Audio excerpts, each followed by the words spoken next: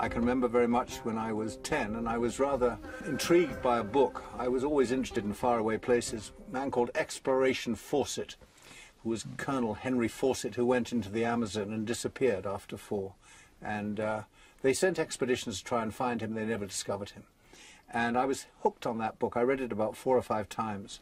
And I remember my father saying, well, my boy, you've got to think about what you're going to do with your life. What do you want to do? And I remember saying to him, I want to be an explorer. And he said, well, come on, think again and let's have some sense. And obviously you can't go and be an explorer. That's not. But there was an opportunity for me. I was at the tail end of military service and did 2 years national service with the British Army.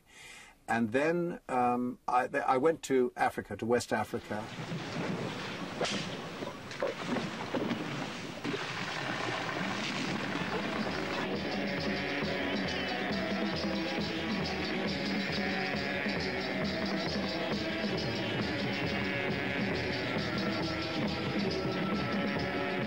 Now, at that time, these...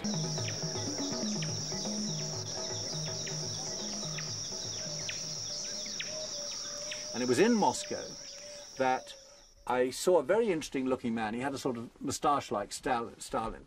And he looked interesting, so I went up to him and I said, what do you do? And he said, I lead the joint Russian-Mongolian expeditions into the Gobi Desert. I said, I will do anything to come with you. And he said, well, in Russia we're broke at the moment, which they were. If you get me £1,500, you can come.